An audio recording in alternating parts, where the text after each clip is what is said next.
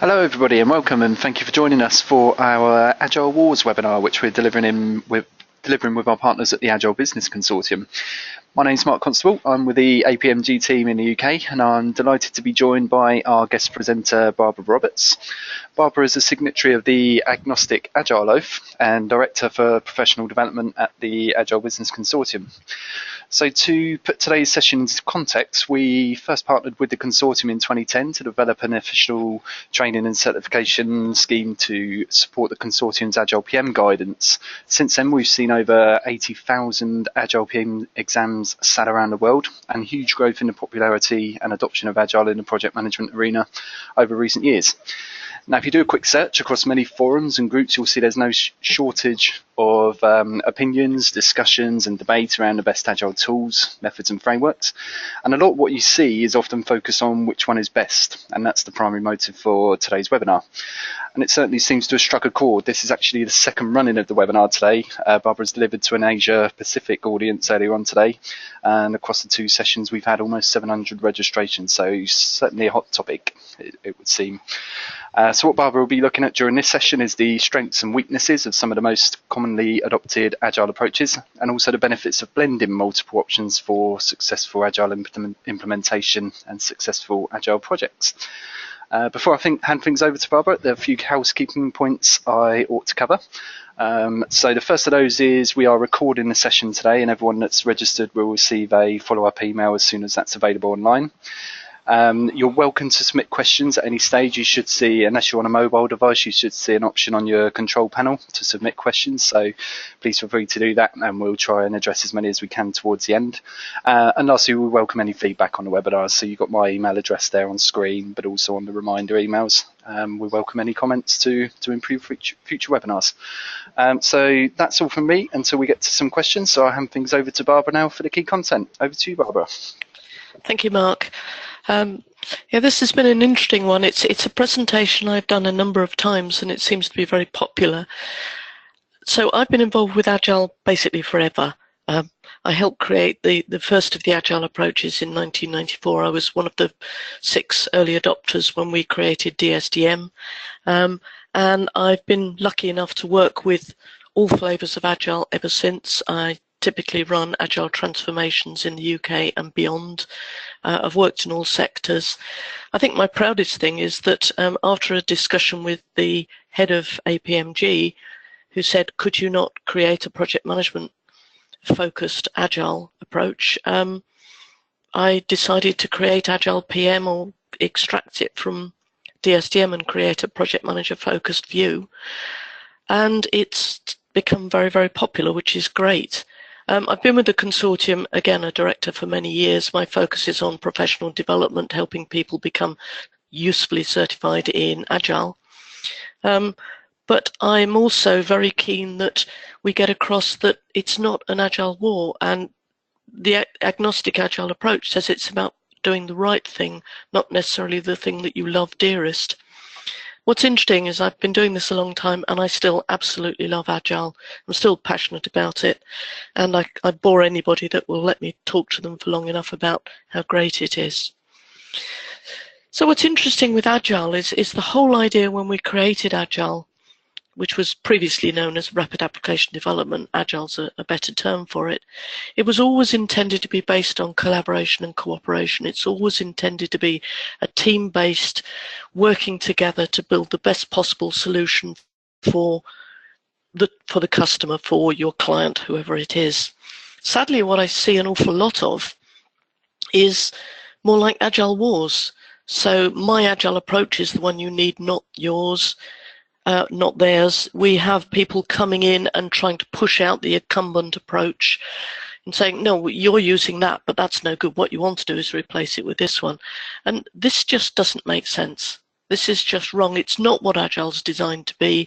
And it's based from a suggestion that you have to make a binary choice. And the reality is, if you're looking at Agile, if you haven't yet started on your Agile journey, or even if you have, it's about understanding what there is on offer and then making the right choices for your particular circumstance, for your particular organization, because it's not a one-size-fits-all. If you look at different organisations. You've got a small startup. At the other extreme, you've got a large corporate with a lot of legacy, a lot of history, a lot of old stuff to deal with. You've got organisations that are highly technical. You've got organisations where IT is a background thing. It's not what drives them. And the suggestion that one agile approach and potentially a very simple agile approach is exactly the same for all of them is just ridiculous. If you work in a complex corporate organisation, as I typically do, you've got things like regulatory constraints, you've got quality constraints, and you can't just say they're not relevant because you're doing agile. Although I have heard one agile team told the auditors that they could go away because they were doing agile and they were excused, which is clearly just not sensible. So the starting point is to look at what options are available. So there are hundreds of agile approaches. There's not time to talk about all of them. So all I'm going to do is talk about the 3 or 4 or 5 biggest names at the moment. And this will change in 6 months, a year's time. So the main agile approach that you'll hear people talk about is Scrum. It's the most well known, it's the most popular, and for a lot of people, they think that agile is Scrum. It isn't, it's different. Agile is just being flexible in the way you think, the way you deal with change. Scrum is the most popular for very good reason. It's brilliant at what it does. Scrum describes a very simple agile team management process, and it does it very, very well. And if you're looking at just the team level, to be perfectly honest, Scrum is all you need. Where it gets more difficult is where you try and scale Scrum. Because if you look at the next level above the team, what they do is they give you the same option, but bigger. So you've got Scrum, and then you have Scrum of Scrum, and Scrum of Scrum of Scrums to go up the various layers. Typically, Scrum is used in an IT context. So that's fine if you're talking about IT, but not all work, not all projects, not all initiatives are IT. Some of them have IT and business change, some of them have no IT at all, and Scrum doesn't address non-IT specifically. In fact, the Agile Manifesto, when it was created initially, talked about software, and those of us that from Agile Business Consortium always replace that word with solution, because the solution might be software, but it might be a business process change. So the strength of Scrum is its simplicity. Because the basic concepts are so simple, you can explain them on a simple page, and most of them go in 3s, 3 products, 3 roles, etc., 3 ceremonies. And that makes it very, very easy to sell in at a senior level, because you don't need to get somebody's attention for long to explain what it does and help people understand this will work. On the other side, the weakness with Scrum is its simplicity, that when you hear about agile transformations going wrong, quite often you find that it's because they're trying to scale up an approach that actually hasn't been thought through or doesn't scale up in their particular organization. So just being aware that there are certain areas where Scrum probably is lacking in strength for some organizations. So, for example, there's no concept of a project in Scrum, and a definition of a project is a piece of work that has a beginning, a middle, and an end. And for a lot of corporates, projects are what they deliver. So they either have projects or they have business as usual type work. If you deliver projects, then you need to have some guidance around projects on top of the team working model. There's also in Scrum no guidance on getting to the starting point. So Scrum talks about the idea of a product backlog, which is the backlog of work that needs to be done. It just says you need to have one. And I always smile because I have a sort of vision that you come into work one morning and like some enormous mushroom, it's just grown out of magic and it's there waiting.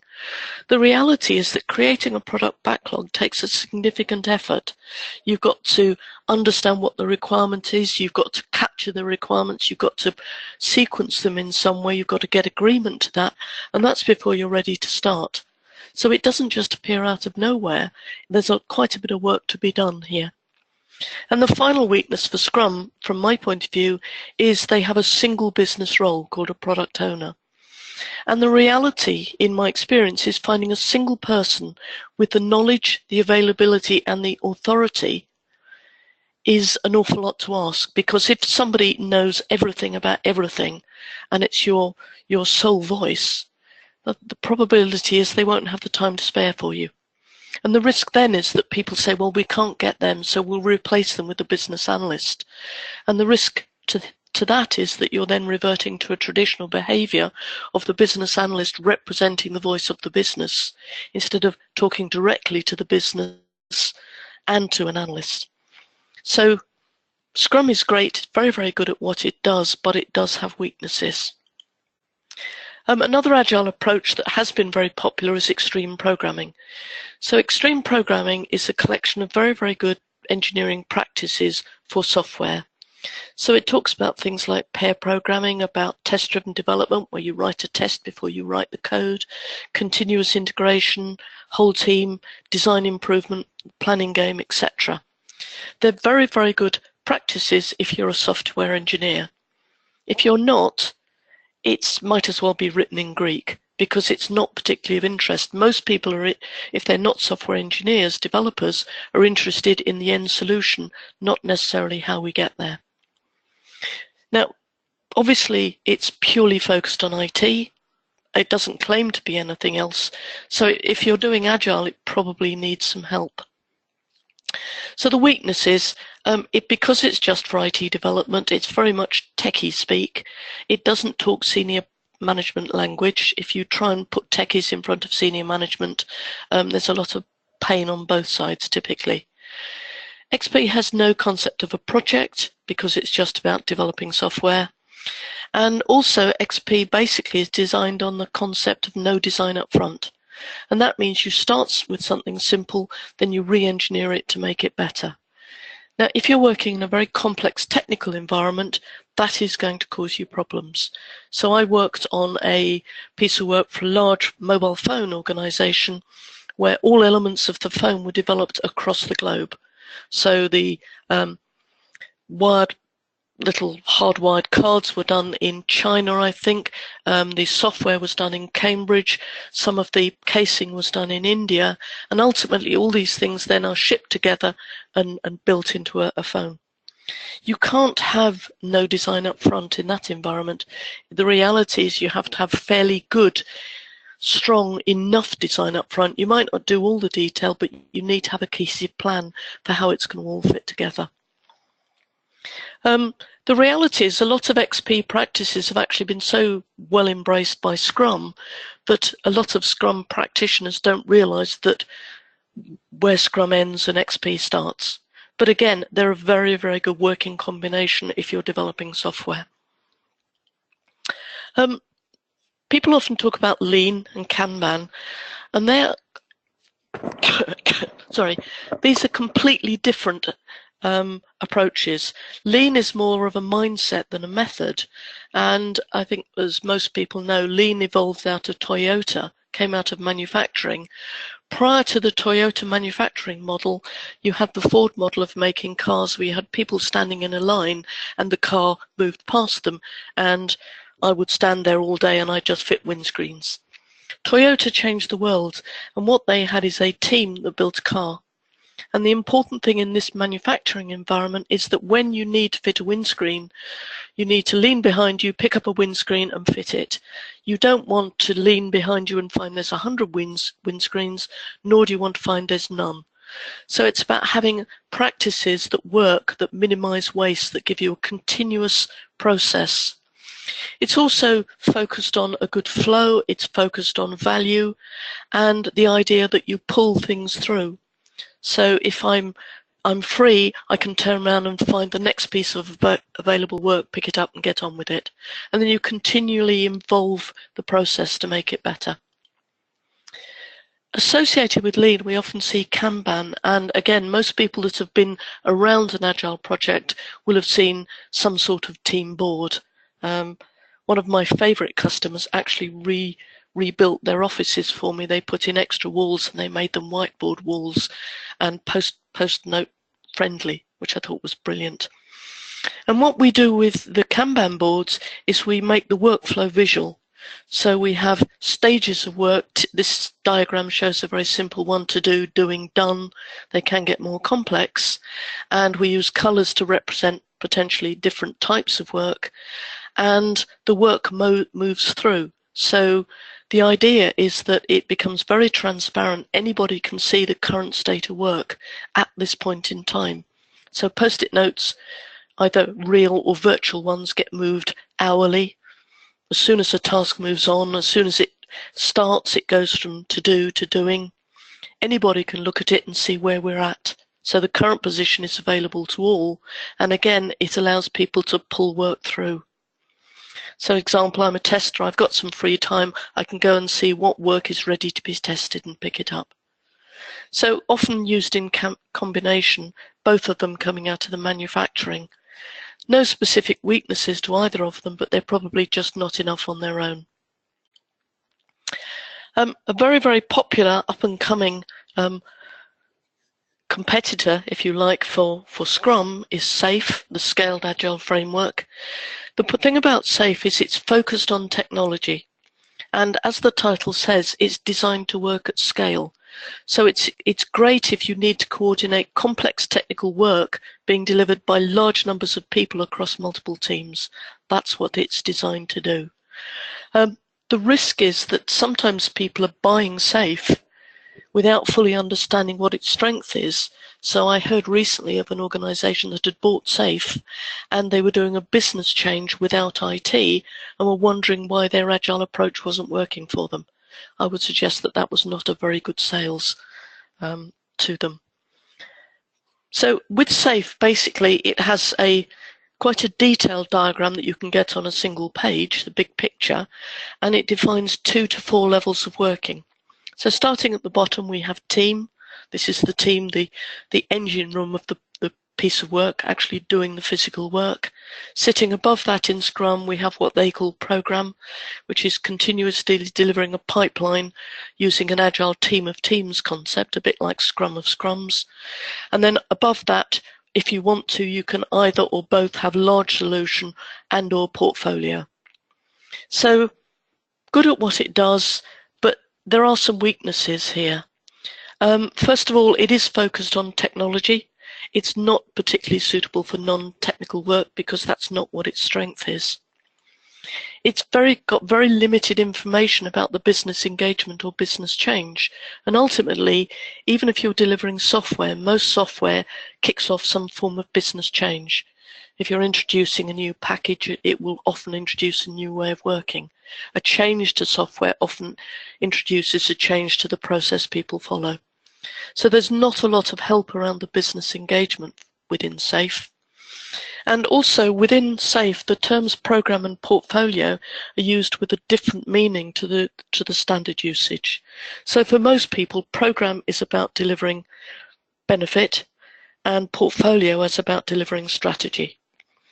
SAFe uses them slightly differently. The final one, Agile approach I'm going to talk about is DSDM, Dynamic Systems Development Method as it used to be called, and Agile Project Management. So DSDM was the first ever RAD/Agile method ever created. It was created in the UK and it came out of developing or assessing best practice in a complex corporate world. So Agile PM is just a project manager's view of the DSDM Agile Project Framework, but they cover very much the same thing. It's based around the delivery of projects. It always has been because we grew up in a corporate world where projects were the way you delivered work. So it's the only one of the Agile approaches that is based around projects. It's applicable to every type of project. So yes, we can do IT projects. We can do IT projects with business. We can also do projects that are just business. So some years ago, I worked on a very large piece of work where we were changing shop floor processes in an aircraft manufacturing organization. It wasn't about IT, it was about what the guys did on the shop floor, and the end result was an aircraft engine. So very, very different to a software project. but the thinking is the same. You're delivering a change from a current state to a future state. And Agile PM, DSDM worked very well. Because we evolved in the corporate world, we're often seen as corporate strength agile because we've had to be. Sometimes that's said in a dismissive way, oh, you're too middle of the road. But actually, if you're working in a complex corporate, highly regulated world, you need to be middle of the road. You can't afford to be extreme agile. You just can't. And Agile PM, the SDM, can scale down to a small, simple project, and it can scale up equally to a large, complex project. And we've got a track record of doing Agile successfully in a highly regulated environment. So I've worked in finance, in military, in manufacturing. I have colleagues that have worked in pharma. I've worked in insurance as well. All of them highly, highly regulated. In pharma, in manufacturing, quite often you're working in safety critical environments where they're not interested in the fact you're doing Agile. You still need to meet certain standards, which is perfectly acceptable. This has to be a slightly constrained Agile. It's just the way the real world is. So this is the only Agile approach that's project-based. And the weakness is, the reality is, there's an awful lot in there. We've got so much we want to share. We've probably put too much in it. So it's quite hard to explain it on a page. So what interests me is this idea that we're looking at binary. For me, if you look at the whole spectrum of projects or doing work, it goes from, on the extreme left-hand side, we have extreme agile. That's what I would describe as edge of chaos. All rules are off. Let's come in, have beanbags, get rid of chairs, and we'll just throw ideas around. If you work in a very creative environment, that's actually what you need. All constraints are off if you want somebody to be completely creative. But that's not the corporate world, typically. So coming in from extreme agile, you've got the sort of slightly more sensible corporate style agile. If you go to the right-hand end, you've got what I would call bureaucratic overload, which is almost a fully traditional approach where thinking is discouraged and you follow the process. Sometimes, unfortunately, a bit like lemmings jumping off a cliff. And the reality, if you look at projects or work within an organization, typically it will fit in 3 or 4 positions within that wide spectrum. So it's not a case of you're agile or you're not.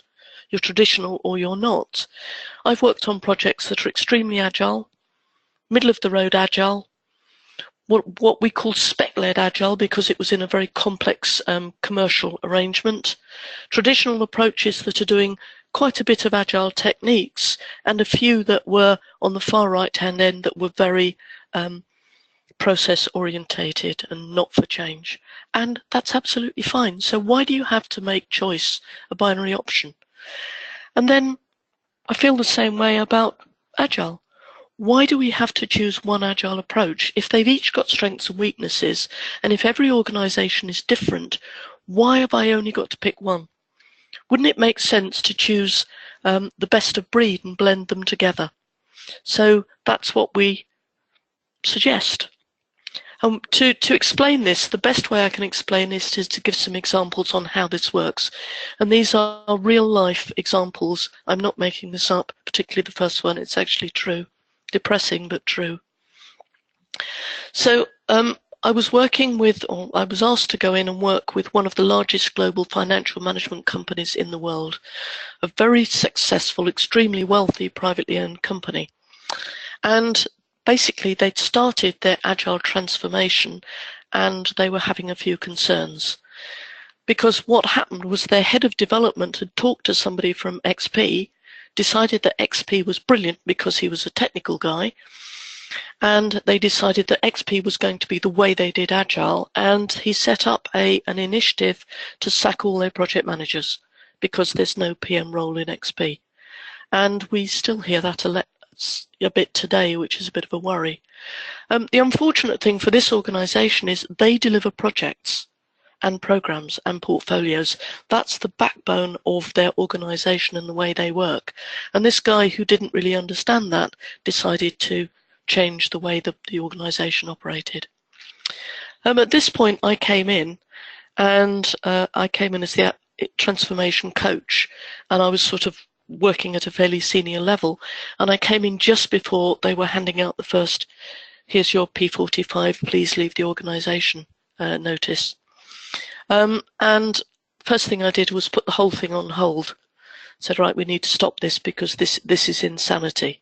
So let's have a look. Let's look again at what you've got. Let's talk about this, and then let's do a reset. So we did an agile reset, and what we decided first thing is XP stays. It's a good basis for software development. They do a lot of software development. They'd spent time and money training their developers on this, so why would you throw it out? Let's leave it in place. But we do projects. So what we decided to do was put DSDM on top, Agile PM on top, to give us the project level interface. And that provided an interface between developers and management, which was a very good thing because it meant the project team spoke to the developers, and they also fed information up to the senior management on progress. And it meant the developers didn't have to talk to the senior management. And to be perfectly honest, both the developers and the senior management were very happy with this arrangement. Developers could concentrate on what they loved, and the senior management were getting messages in a language they understood. We built in lean thinking and Kanban, because it just works really well. It's a very natural fit with all things agile. But it was quite a complex environment. We had to deal with other constraints. So the first one was we were working with a complex onshore-offshore development. Projects often worked on 3 to 5 sites with time zones ranging from GMT -12 to GMT +12. So, for example, when we were doing daily stand-ups, we used to flip them between the morning and the afternoon to try and fit at least with half of the world on alternate days. We also, because I like a complicated life, we also had to fit with Prince 2 because that was at the time the popular approach for the project managers. I've got no problem with Prince 2, provided it's used sensibly as it was designed to be, rather than a weapon for control. There's no problem. And DSDM interface is perfectly happy with Prince 2, provided you use a Prince stage for an increment for a release, rather than a 2-3 week time box or sprint. So there's no problem with Prince, provided it's used appropriately. But just one more level of complexity. They were also, they had a very strong formal quality procedure, and they were just going for their CMMI level 5 at the time we were doing the Agile transformation. So we had to make a few tweaks. I worked very closely with the quality department on this, and interestingly, they passed their CMMI level 5 audit first time with a few minor tweaks to some documentation. So again, people that tell you that Agile doesn't work with quality or doesn't work with governance are just wrong. They just simply don't understand that it does. In a corporate world, you have to, there's no choice. So the result, it worked. So that's one example that could have been a disaster, but actually was very successful. Another real example, we worked with a global phone manufacturing company who'd chosen SAFe because it was a complex technical product being developed across multiple teams, large number of sites, a lot of people. But they were concerned that they wanted the concept of project and project management also built in, because SAFe doesn't talk about project management and project control and governance. The only constraint we were given was the organisation said, we don't want DSDM. Somebody told us it's not very good, so we don't want that. Which obviously poses a bit of a problem, because DSDM is the only agile approach that does project management, and it seems pointless to reinvent the wheel. So we built in almost all of DSDM to give them the project management element. We just never told them it was DSDM. They were perfectly happy. They loved it. It works really well, and they still don't know that they use DSDM. We just sort of renamed it and changed the terminology to fit in with SAFe. So we talked about trains rather than increments. But again, it was a very, very effective working combination. And the final example, worked with an organisation. I got called in because they were fully committed to Scrum. All the teams were using Scrum.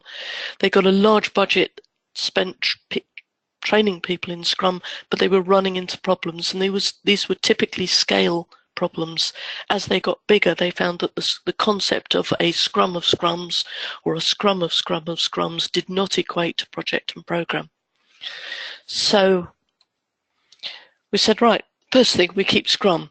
Why would we get rid of it? It's working okay at the level it's designed for, at the base level. The problems you're having are when you go up.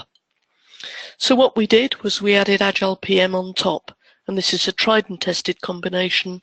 And we've done this so often that a colleague of mine has actually written a pocketbook available from the consortium on this about how to do the two of them together. What it does, the combining them, is it keeps the team process simple, it adds the project level concepts on top, it enhances the roles, and it adds some of the project products, especially around planning, because Scrum just doesn't give you the strength of planning that you need in a more complex setup. And it worked. So just to give you a little bit more detail around how this worked, those of you that have seen Agile Project Management or DSTM recently, this is our life cycle. And when we redesigned for the latest version, we deliberately designed it in this style. So what you've got in the grey area is the project stuff. So if something has a beginning, a middle and an end, a project has a pre-project, what are we doing? What's the problem? Has a feasibility, a short investigation on whether we can provide a solution. A foundations where we take the requirements to the next level, create a baseline of the breadth of what we're doing. Evolutionary development where we actually develop solution. Deployment where we get a release out there, so we go through stages of assembling an increment, reviewing before we deploy and deploying. And in my world, typically the review stage there is a bit like getting through a field full of Rottweilers, and people are very, very protective of their production environment, rightly. So even though it's agile, we have to be very, very careful not to bring down production. From there, we can go back to foundations, we can go back to do more evolutionary development, or we can finish the project, close the project, and we move into post-project. So the area in the grey and yellow is project stuff. The area on the left, the evolutionary development, DSTM talks about that, but interestingly, that's actually where Scrum fits. So if you look at pure Scrum, it just covers that bit. It doesn't give us the area on the right. So what we talk about in Agile PM with Scrum is a combined process. So we replace the evolutionary development with the Scrum stuff, the sprints and scrums on the left. We use Scrum terminology, but we build on the life cycle to wrap around the Scrum team process to give you the strength, the project strength. What we also do is we look at the roles, and these are the three basic Scrum roles. We have the product owner, the one person, the one business voice that knows everything, the team that are the engine room that are creating the solution, and the Scrum Master, who's in effect like a team leader. The Scrum Master is not a project manager. There's a misunderstanding that all project managers are Scrum Masters. They're not. My view of a project manager is somebody who is responsible for getting the solution delivered.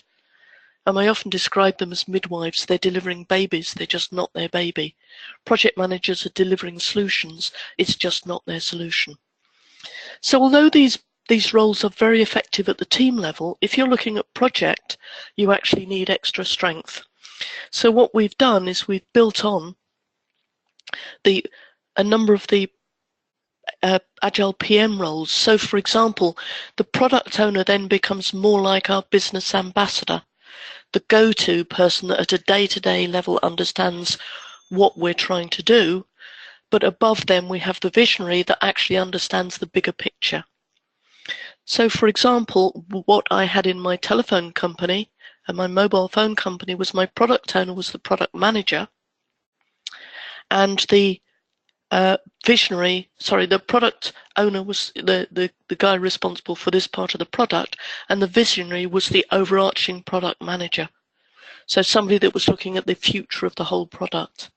We also bring in the business sponsor because ultimately when we're doing project type work or big pieces of work, we should be interested in things like the business case, and ultimately the business sponsor wants to know where's the value. We've got the project manager in the middle trying to coordinate herd cats, wild horses, trying to make sure everybody's focused in the same direction, but very, very much a hands-off facilitative style of management, not a command and control. We have the technical coordinator who in some environments might be called a technical architect, solution architect, but this is the person who's been there, done it, got the t-shirt, and make sure that technically we don't build a solution that actually is not sustainable, supportable within the larger organization technical roadmap. And we also brought in the technical advisors who are the subject matter experts on specific areas of technology, and the business advisors who are there to support the product owner because they're subject matter experts on particular areas of the business. So, for example, in an insurance area, you might have a business advisor who's an expert on corporate renewals or insuring your caravan. So that's just some examples of how you can blend Agile. The reality is sometimes there's no need to blend it. It may be that Scrum or SAFe or Agile PM is just enough. But the starting point when you're going to do Agile, or if you've got problems with Agile, is to look at your organization, look at what you do, look at what you're good at and should be protected, and don't let Agile people tell you to throw that away. What I find with transformations is there's stuff that needs to be done if you're going to move towards Agile. There's stuff that the organization needs to protect because it's part of their core business, and there's stuff in the middle that we may need to talk about. It may need to move a little bit towards more Agile, or I may need to move a little bit more towards the way they do things. It's often a compromise, but that's the reality of corporate Agile. The main thing for me is if you're doing a transformation, if you're having somebody to come and help you transform, a good transformation consultant, the first thing they do when they come in is they sit and they listen. They listen to you. Beware the ones that come in with the ready prepared solution and a script. Because ultimately, Agile is all about common sense. It was always designed to be common sense, pragmatic approach. So if something is suggested that feels stupid, it probably is. So if somebody says to you, no, we're doing Agile, sack your project managers, and you think, that feels stupid, actually, common sense is telling you it probably is stupid. So you need to question a bit more. And don't be bullied. There are a lot of Agile bullies out there. I have been bullied by people who tell me I know nothing about Agile. They're probably about 15 and have never worked in a complex corporate environment. And it's about recognizing that all forms of Agile are okay, and they're different, and that's perfectly acceptable. And I think that's, yeah. So sometimes choosing and blending the best of breeds from several approaches gives you the best of all worlds. But it's not up to me, it's not up to somebody to tell you what to do, it's your choice. And a starting point, I believe, is having a background understanding to what the different Agile approaches offer. So I think that's the last one. How are we doing, Mark? 20 minutes for questions? Yep, great stuff, Barbara. Thanks very much. We've got a few questions, and I'm sure there'll be a few more coming through. Just before I go on to the first question, I've seen a couple of comments about obtaining a recording and the slides. So just to reiterate what I said at the start, we'll issue a follow-up email to everyone that's registered, and there'll be a link to the recording in there and the slides. So let's go on. And the white paper. Oh, of course, yes, and the supporting white paper. Yep. So let's get our first participant question. So Tony asks you, Barbara, have you come across many organisations who have made the shift from cost to value-based accounting? Many of the constraints in organisations looking to become agile route back to cost accounting, as this can encourage stop-start deliveries where high-performing teams get dismantled and was. Yep. Absolutely, yes. And it's an interesting discussion. Have a look at Beyond Budgeting, the Beyond Budgeting Institute, and there's a book by Steve Morledge called The Little Book of Budgeting, which is talking about doing budgeting differently. it frightens people when you start talking about transforming to Agile and then start talking about changing the way they do their financing. But ultimately, we should be focusing on delivery of value. We started to talk more about this in the portfolio mini book that we created last year. People are so focused on cost. We should be looking at things like probability of success and the value something is delivered. It isn't just about bottom line costs. Interestingly, a lot of accountants are very good about the idea of having drawdown budgets and not allocating all the money up front as well. One of my passions with funding work, I've always said, is that it's hugely risky to give pieces of work all their money up front because you lose control. And to me, it's a bit like giving your teenagers a year's pocket money and wondering why they're broke but have got some fantastic technology 3 days later.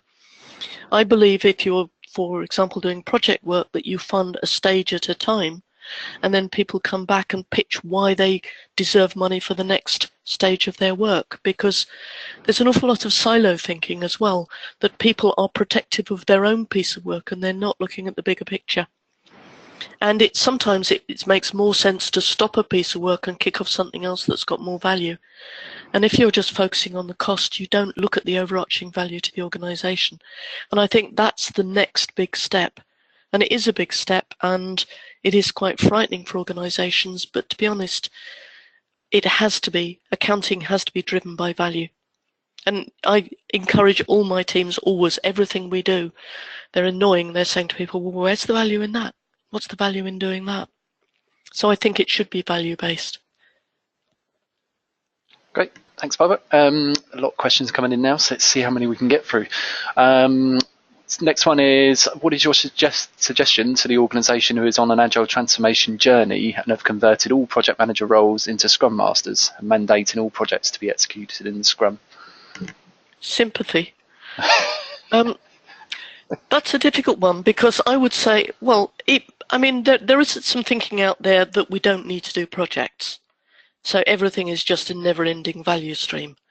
If it's working, then okay, maybe you're lucky, but if it's not working, I think it's the time to go back and say, hang on a minute, are you sure about this? You know, aren't we missing something? So it's difficult to comment with a particular circumstance, because some organisations did projects when they didn't need to, but some definitely need to do it. So it partly ties up with budgeting, but also it's about predictability. Not all organisations are comfortable with, you'll get something when you get it, but we're not going to give you any idea of what it is. Particularly if it involves, for example, changing the way people work. They need to know what the basics are of what they're going to get and when they're going to get it. And if it's a stage delivery, they need to know what those stages are, what the increments are going to be, what the releases are going to be. So it's quite difficult to put back the clock. But if it's not working, then I think there's a strong case for possibly saying, maybe we need to look at this again. Maybe we're missing something. Why can't we have both? Why has it got to be one or the other? But this is often what I find, is that people have been told that you've got to get rid of the project managers because they don't exist in Agile. And I'm just in the process of collaborating with a couple of colleagues to write another white paper on why project managers are needed in Agile. We need to give more information to protect against some of the idiots out there.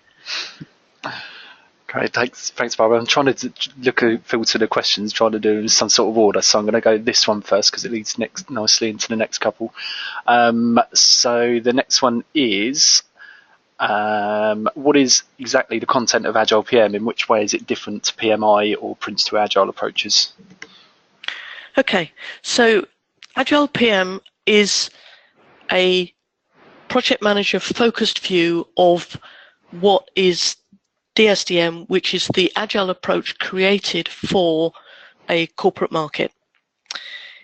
It will work with Prince, but it doesn't link directly into Prince, so you can use it with Prince, you can use it without Prince. If you look at PMI stuff, that is, if you like, it's an Agile add-on to a project management career path. I've been reviewing some of it recently, and interestingly, a version I looked at, because it was US based, they weren't even aware of Agile PM. So it just talked about Scrum. And you think, well, if you're doing a project management Agile, you should at least look at the one approach in the world that talks about project management and Agile. So I think PMI is different.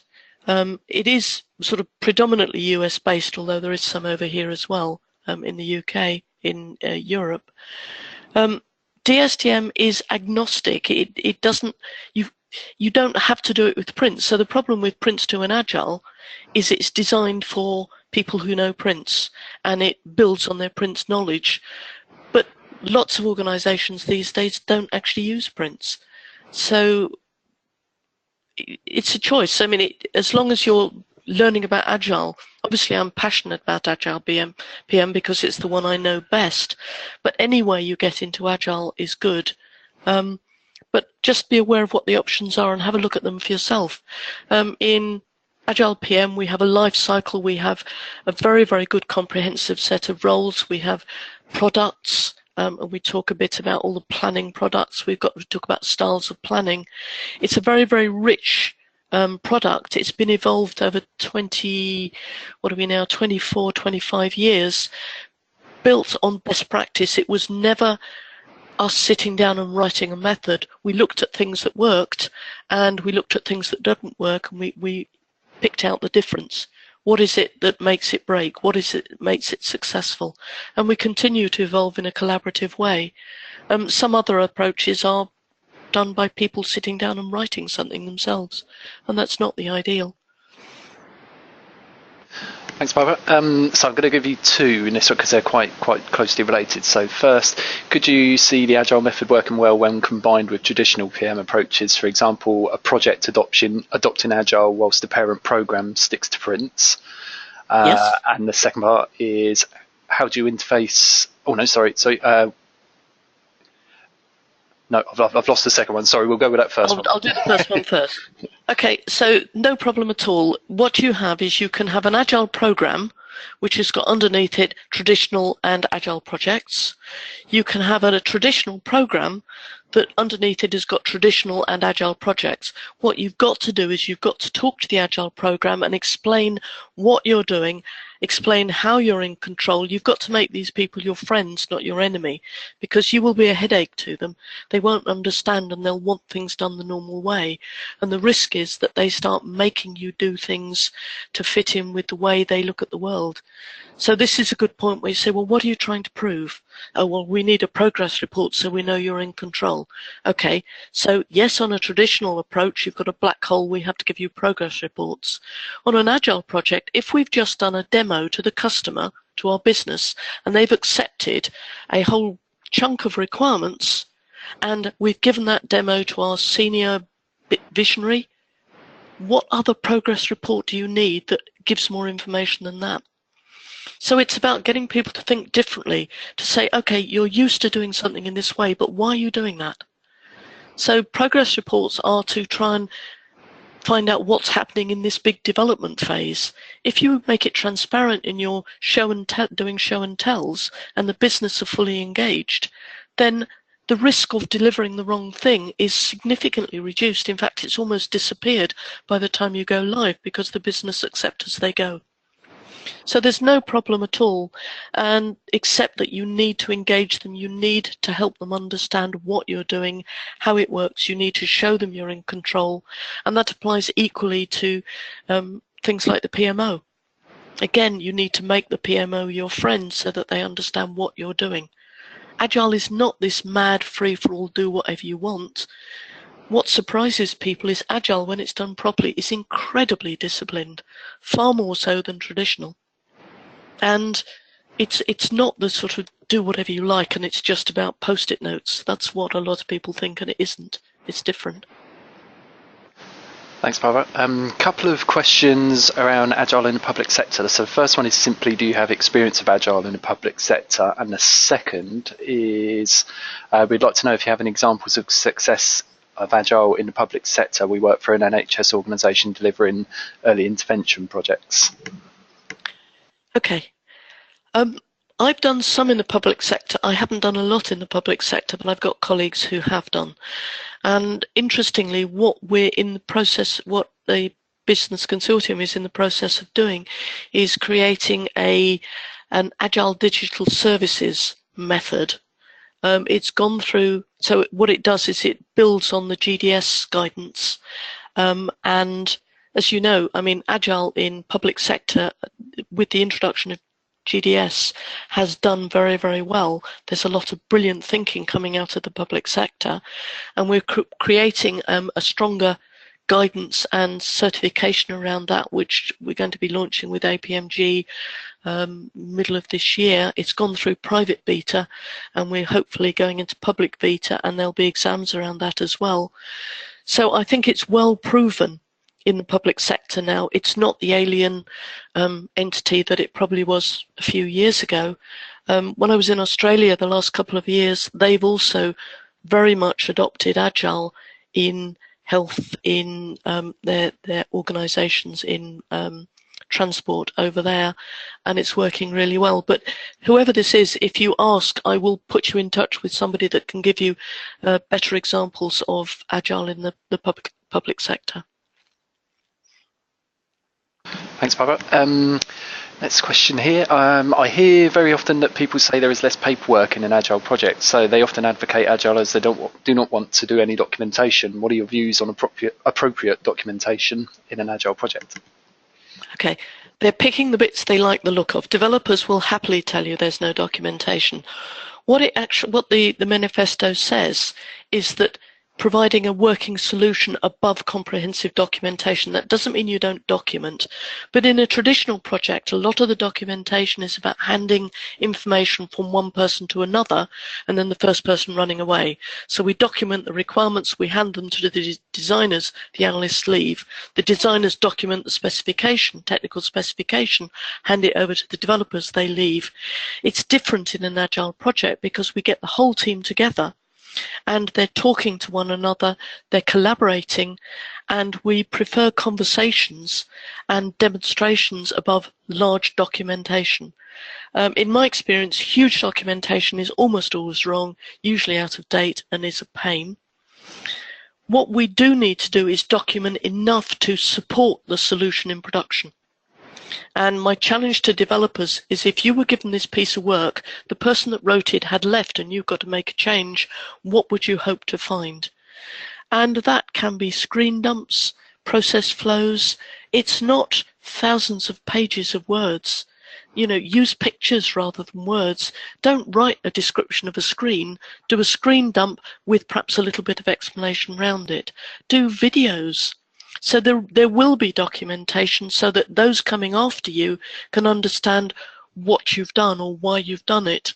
But the best, for example, in software, the best documentation is well-structured, sensible, clean code rather than spaghetti code. So if people tell you in Agile we don't document, they're hopeful, but they're not telling you the entire truth. You do, but there has to be a value to the documentation. So keep it light, keep it lean. If you can get away with, for example, a terms of reference for a project might be a 3-bullet email. It's plenty. Don't make it large, complicated Word document. People have so little time. We've got to streamline the communication so that people can manage it. Otherwise we drown. So some, but not loads. Lovely, thanks, Barbara. This is a good question for you, but I think this is going to be, the answer is going to be somewhere along the lines that it depends on the organisation. What methodology is recommended to start the transformation journey from a traditional waterfall approach to Agile, specifically for big corporates? Okay, so depends how you're doing this. If you're doing this top down, so if it's coming from the leadership, we need to move towards Agile, you can introduce Agile PM at the project level. And that will naturally introduce Scrum type working at the team level, because within DSTM, at the team level, it covers what Scrum does. If you start at the team level, then you can introduce Scrum down there because it's well known. There are plenty of resources out there that know Scrum and do Scrum. So if you're buying in staff, getting in staff, or getting in contractors, there is a good community of Scrum people out there. It's just, if you're a large, complex organisation, I would suggest you protect your project space. Don't allow the Scrummies to tell you you don't need it. So potentially Scrum at the team level, Agile PM above that. And what that allows you to do, again, for a complex corporate, is as you mature upwards with Agile, you can introduce things like Agile Program Management, which, you know, we have a handbook on that, there's training on that, there's a foundation exam on that. And we also have Agile Portfolio going even higher up. So it depends on the level you're coming in. So I would suggest probably starting would be Scrum at the team level and Agile PM at the project level.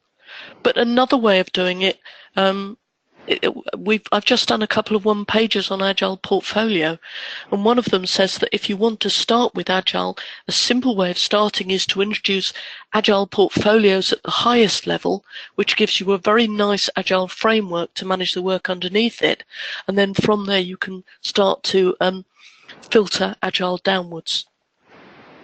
Certainly worth having a look at that as well.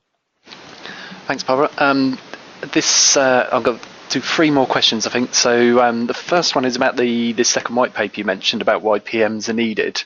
Yes. Someone's asked specifically how we can get that forthcoming white paper. What do you think the best option is there? Maybe sign up to the consortium's mailing list? The consortium will make it, well, I'll make it available to them. I'll put it on LinkedIn. I'll also give it to APMG. I'll give it to anybody that stands near me long enough or is on my list. So link in with me and I'll make sure it goes up there, or APMG will definitely get a copy as well. And I'm doing this with a chap from Australia, from the AIPM, the Australian Institute of Project Management, and also a very experienced guy from Holland. And we're sharing our knowledge on this and our experience. It's a message that we need to get out there, a bit like the Agile Wars. It's another one of these. We have to put information out there to help people who are being misguided. Lovely, thanks, Barbara. So two more questions. This next one starts off with a compliment for you, Barbara, which is the best explanation I've heard making a distinction between the SDM, Agile and Safe.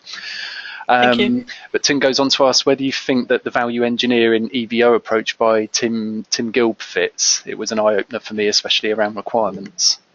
So I think my mind is open to all Agile approaches, and I'm like a jackdaw, magpie. I'll wander around and pick bits out of any of them. If it's good, we should all be sharing it. I wish other people would do the same. I wish people would open their minds more to what else is out there. So anything and everything that works. There's very, very good guidance on, requirements. The EVO stuff is great. So yeah, let's bring it all in. Take what you want from anywhere. We're supposed to be collaborative sharing people, so great. And I think this is a nice one to close on, Barbara. So irrespective of the project methodology, do you believe that success and failure can often be associated with the level of commitment from the business? Yes. So, for example, if I cannot get a project sponsor, a business sponsor, I refuse to start a project. Because my view is if there's nobody in the business prepared to sponsor this, why on earth are we trying? Because to me, a sponsor makes the difference between success or failure. I once upset a sponsor. I didn't know he was a sponsor, and I said my description of a good sponsor is a cross between a Rottweiler and a ferret. A Rottweiler because when they need to, they can be very aggressive, and a ferret because when they get their teeth into something, they won't let go. And then everybody in the room looked at this gentleman who fortunately smiled and sort of appreciated it. But there's so much going on that when you need the ultimate high-level clout to kick open doors, you need to be able to access your sponsor. So I don't want a name that's so high in the ether. I don't want the CEO of the organization if I can't even speak to him. I want somebody that cares. And yes, that makes you've got a better chance of success with a sponsor who will step in when needed and shout and kick open doors. I've seen projects that should have succeeded that failed because we had a passive or an absent sponsor. So for me, that is a go, no go on a project. No sponsor, no project. If you don't care enough, then we've got plenty else to be getting on with. Lovely, thanks Barbara. So I think that brings us to the end of our hour. So I'm going to begin wrapping up. So I'd like to thank everyone for the questions as well, and I do apologise we couldn't get to all of them in the time that we have, but thank you very much for sending those in. Barbara, if I can just get you to cycle. If you send them to me, I can try and answer them and get them back, unless there's about 500 of them. No, not quite that many. I think they should be okay with this. If I could just get you to cycle forward one slide, Barbara, and we'll leave. Oh, sorry. That's all right. So we'll leave some links there. I forgot that one this morning. So to close, I'd like to thank everyone very much for attending. I do hope you found it valuable and informative, and many thanks, of course, to Barbara for your insights and expertise today. So thanks again, everyone. Hopefully we'll see you again on future APMG webinars, and enjoy the rest of your day.